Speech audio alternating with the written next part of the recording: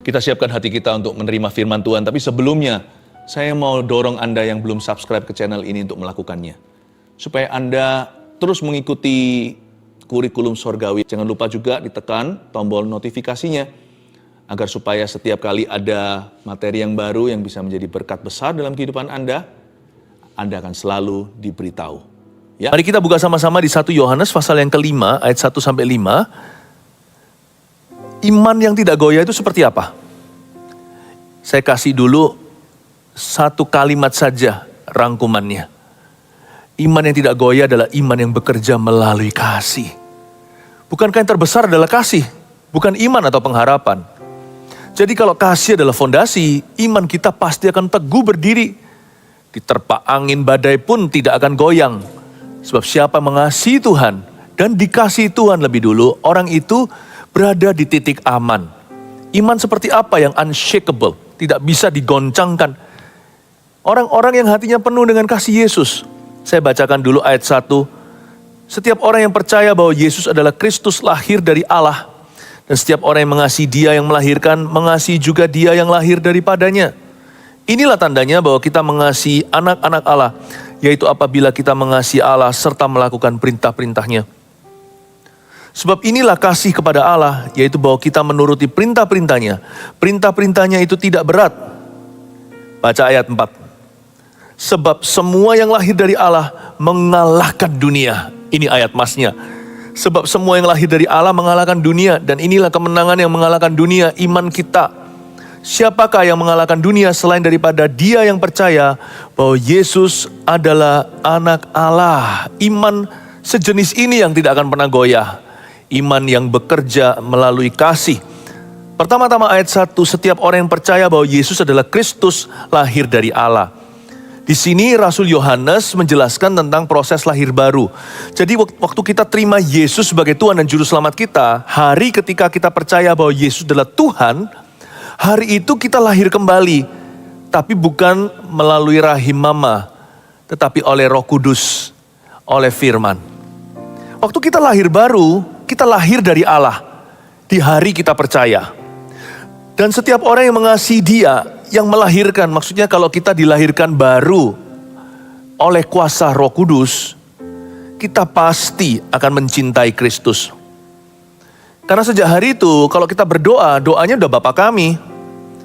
Karena zaman dahulu kita hanya tahu Yesus dari jauh. Kita menganggap Yesus itu tokoh agama.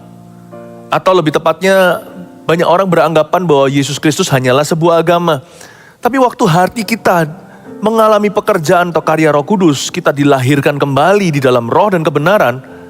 Hari itu kita gak lagi memanggil Tuhan itu sesuatu yang jauh. Dia bukan lagi seorang pribadi yang tidak bisa dijangkau oleh kita. Melainkan setiap kali kita berdoa pejamkan mata, kita berhak berkata, ya Bapa, ya Aba, Bapa kami di dalam sorga. Otomatis pasti hati kita mengasihi Tuhan yang melahirkan kita. Tapi Alkitab dengan jelas berkata, setiap orang yang mengasihi Dia yang melahirkan, mengasihi juga Dia yang lahir daripadanya. Inilah musuh iman. Kalau sama Tuhannya pasti gak ada masalah, karena Tuhan itu baik dan sempurna. Nah, masalah kita itu horizontal dengan sesama atau saudara seiman.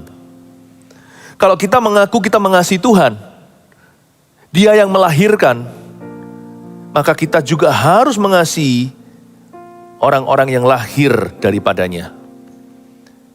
Jarang yang namanya sesama saudara sibling atau kakak beradik itu berantem sama papa mamanya. Biasanya mereka berantem di antara mereka. Nah, masalah kita di sini kita dicobai. Kalau sama Tuhan itu sempurna. Jadi kalau ada orang yang kecewa sama Tuhan itu agak keterlaluan. Mana bisa sih Tuhan sebaik itu loh. Dia hutang apa sama kita? Kita gak masuk ke neraka aja, kita harus berterima kasih selama-lamanya. Tapi lupakan orang yang bisa kecewa sama Tuhan. Seharusnya kita ini gak akan pernah berantem sama Tuhan. Karena Tuhan itu Maha Kasih. Dan kita gak mungkin bisa punya alasan untuk dendam atau kesel sama Tuhan atau hati kita jengkel sama Dia. Gak bisa. Karena Dia itu selalu memberi, tak pernah kembali. Dia tak pernah minta kembalian. Tapi yang seringkali menggocoh kita itu justru saudara seiman. Yang melahirkan kita itu kita no problemo, tidak ada masalah. tetapi yang dilahirkan daripadanya. Orang di kiri kananmu saudara seiman, itu yang biasanya jadi masalah dalam kehidupan Anda dan saya. Jangan bilang begitulah, kita sendiri sering jadi masalah buat orang. Kita loh, seringkali menjadi salibnya orang lain. Tapi Alkitab ini dengan jelas berkata, setiap orang yang percaya bahwa Yesus adalah Kristus, lahir dari Allah. Dan setiap orang yang mengasihi Dia yang melahirkan, saya tambahi satu kata aja, harus mengasihi juga Dia yang lahir daripadanya. Musuh iman terbesar itu ternyata bukan ketidakpercayaan, tapi kepahitan. Orang yang pahit hatinya, orang yang benci sesamanya, apalagi saudara seiman, orang yang dibentuk gak jadi, mereka yang konflik batiniah, tidak mau mengampuni, tidak mau menerima kelemahan orang lain, tidak mau juga saling sabar, panjang sabar satu dengan yang lainnya. Orang seperti itu biasanya imannya cepat lambat akan goyah kepada Tuhan. Karena ujian kita, pembentukan terjadinya bukan vertikal. Karena kita gak bisa dibentuk karena Tuhan. Karena Tuhan itu tidak menjadi salib kita. Dia itu berkat. Berkat dengan B huruf besar. Ujian kita sesungguhnya itu horizontal dengan sesama kita. Nah, faith is formed and faith is also shaken. Iman itu dibentuk, dibuat kokoh, bahkan iman pun digoyangkan karena saudara seiman. Itulah sebabnya hati-hati. Sangat tricky, sangat menjebak sekali. Orang kira bahwa untuk menguatkan imannya, dia harus tambah percaya.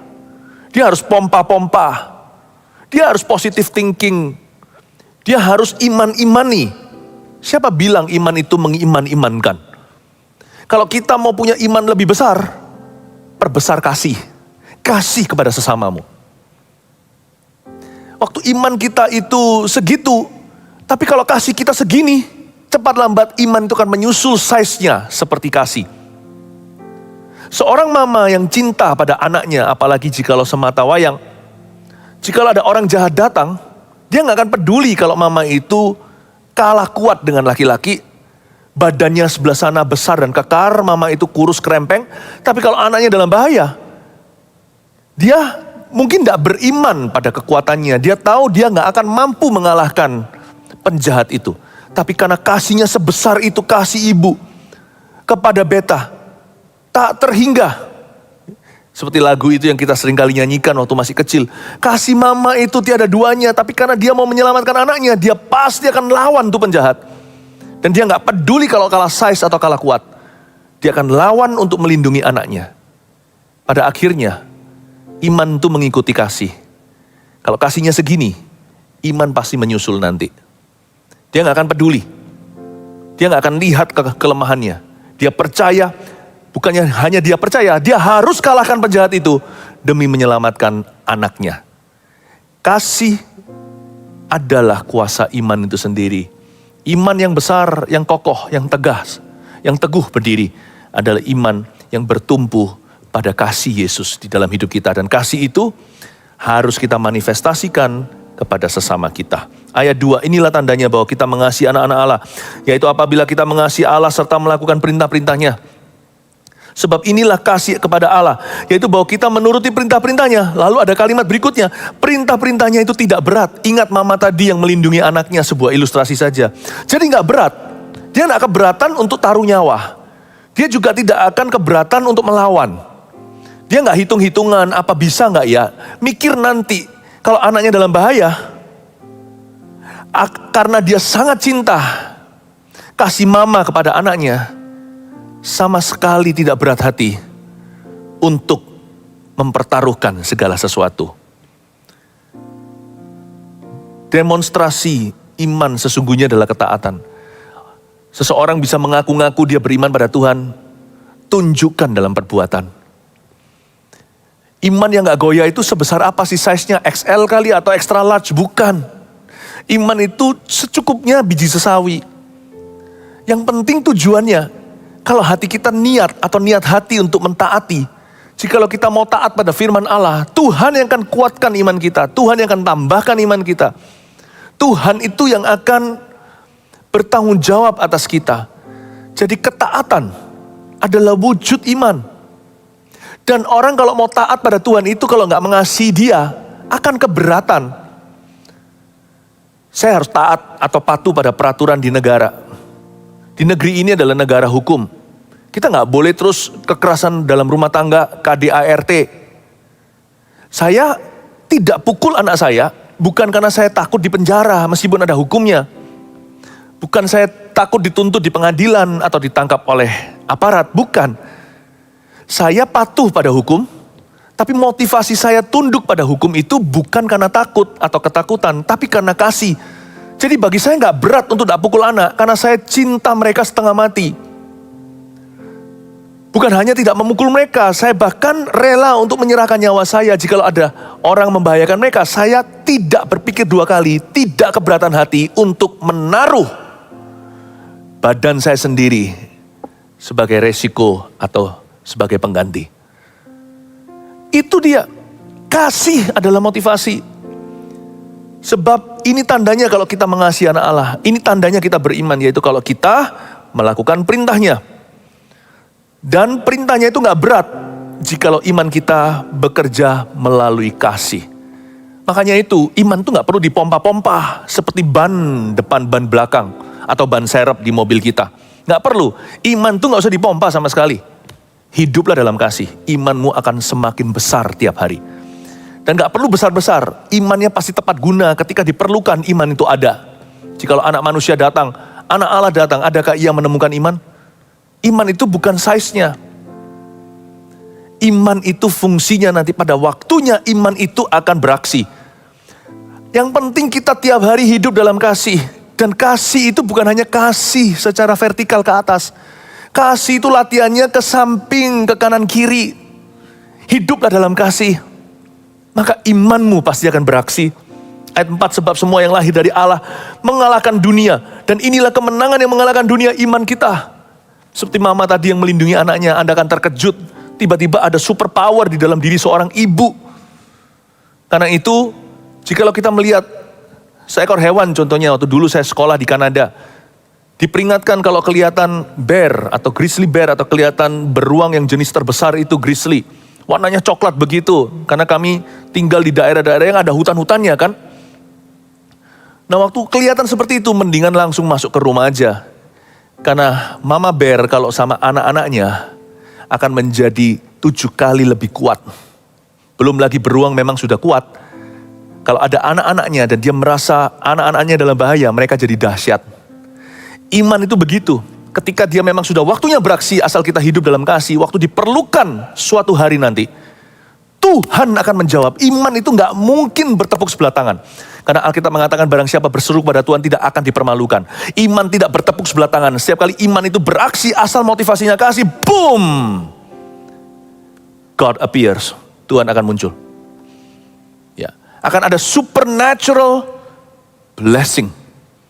Akan ada supernatural power. Ada kuasa supranatural di sana. Ayat 5. Siapa yang mengalahkan dunia selain daripada dia yang percaya bahwa Yesus adalah anak Allah. Intisari iman itu bukan iman untuk mendapatkan. Aku imani atau beriman pada iman. Oh Tuhan, aku punya iman yang dahsyat. Aku bisa dapat segala sesuatu yang ku mau. Aku bisa dapat rumah, mobil, segala sesuatu yang idaman. Atau apa yang dagingku inginkan. Bukan. Iman itu intisarinya terakhirnya cuman ini. Allah adalah kasih. Iman itu berpusat pada satu pribadi. Untuk mengenal pribadi ini dan mendengarkan suaranya. Dan menuruti firman-Nya. Pribadi itu adalah Yesus anak Allah. Saya ulang lagi ayat 5. Siapa yang mengalahkan dunia? Selain daripada dia yang percaya bahwa Yesus adalah anak Allah. Bosnya imanku bukanlah diriku dan apa yang ku mau. Bosnya imanku adalah dirinya, Yesus Kristus, dan apa yang menjadi kehendak serta firman-Nya. Hidupku bukannya aku lagi, tapi Yesus dalamku, dan dia adalah kasih. Mari kita hidup dalam kasih setiap hari. Siap-siap ketika iman kita beraksi, Tuhan akan muncul dengan cara yang tidak terduga untuk menjawab imanmu dengan cara yang ajaib.